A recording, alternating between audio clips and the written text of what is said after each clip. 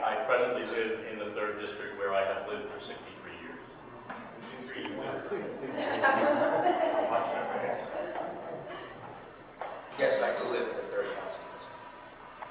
Okay, so look for those two cards. Something a little We're more. going to talk about Northwest Yonkers. I didn't understand. It's okay. I don't know where this comes from. We're actually It's right all the way up.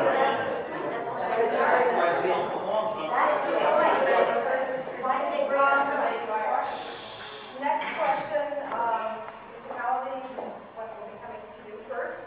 For each of you, there seems to be an emerging trend for the developers to petition for reductions in the affordable housing component of their projects. For example, the Austin Avenue project just asked for a reduction from 20 to 10%. There are similar requests in terms of downtown redevelopment. Please comment and what would be your position? That's something that I think we have to be very cautious about giving away. I don't think we necessarily need to give that kind of consideration to the developers. We need good affordable housing in our city to be able to provide quality housing at a reasonable price for our residents. So I particularly support the affordable housing issue, and I don't think that we necessarily have to give away to a new developer.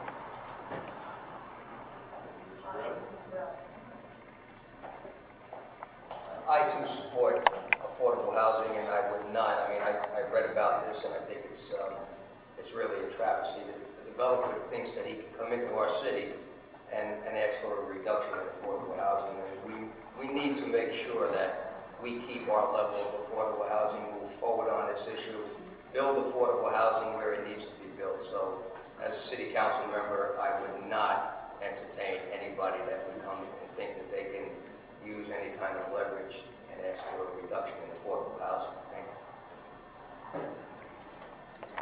No, I also agree. I don't think I would be in line to reduce the level. I would be curious to see what motion they would make for the reduction, though, but I'm not in favor of any reduction.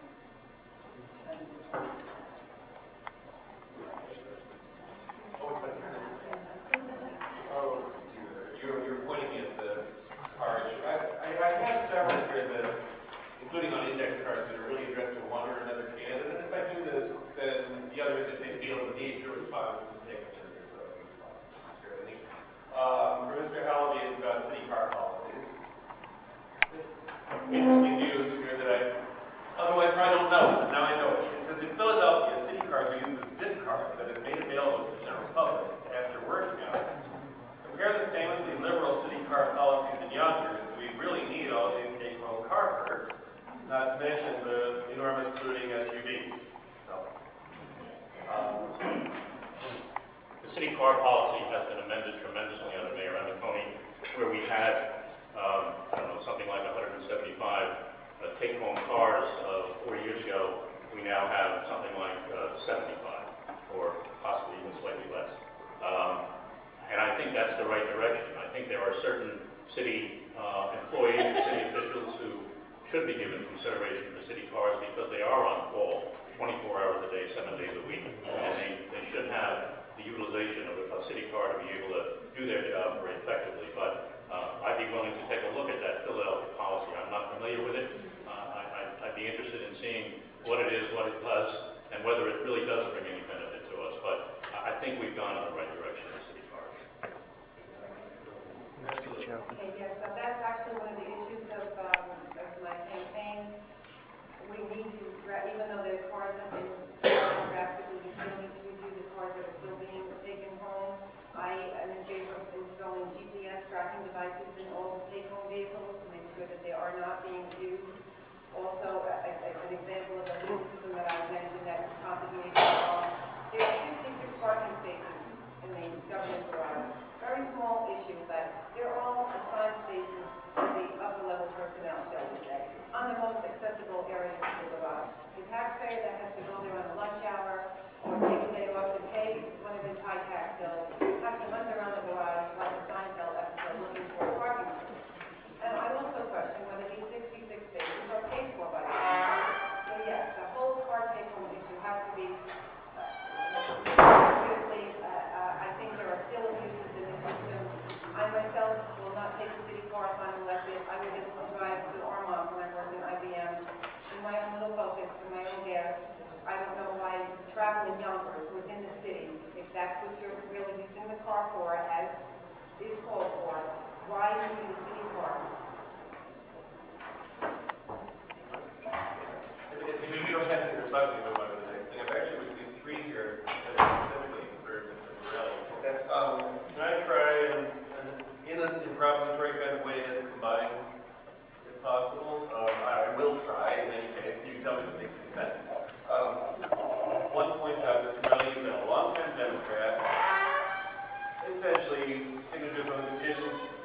cast you off the Democratic ballot, now you appear on the third-party lines, which have never won an election on their own account.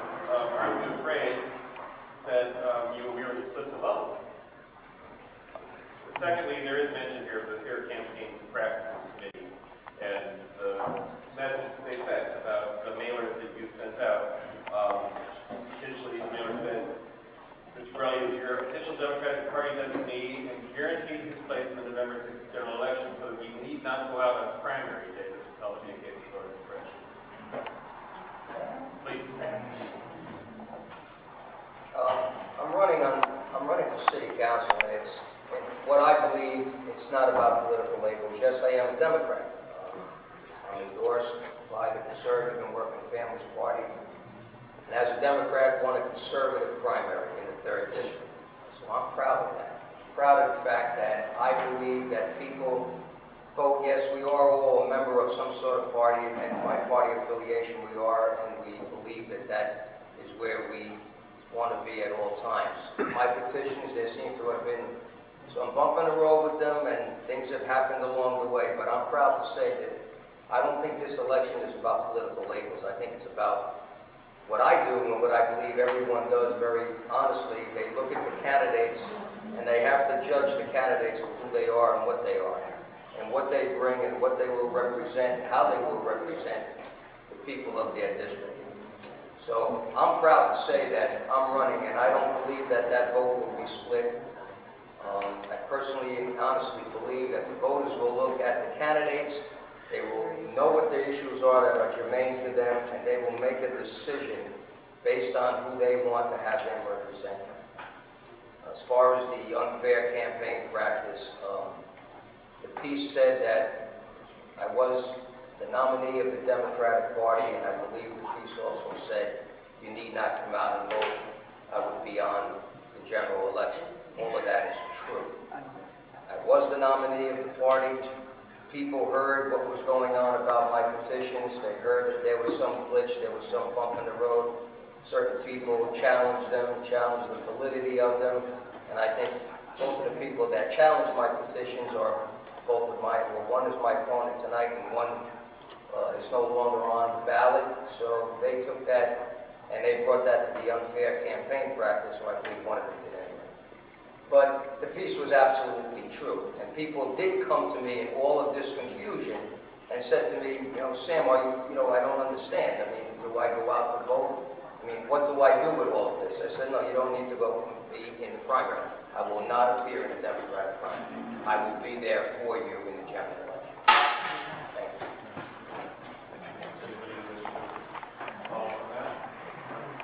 I do, yes. I was the one that made a complaint. I thought it was especially egregious now. We all know how poorly attended primary races are to begin with. To attempt to mislead people into thinking that he was still the Democratic candidate, which was in the context of that letter. I, the Democratic nominee, yes, you were the Democratic nominee, but you no longer were on the ballot. And a lot of people are not savvy enough to read those letters thoroughly and realize that you're not on that line anymore. And I don't even know if your literature now identifies what line you are on. You not only affected our race, but you affected the judicial race. It was across the board. It was not only one election involved, and I believe you also had 1997 unfair campaign practices finding against your mail-in Senate. So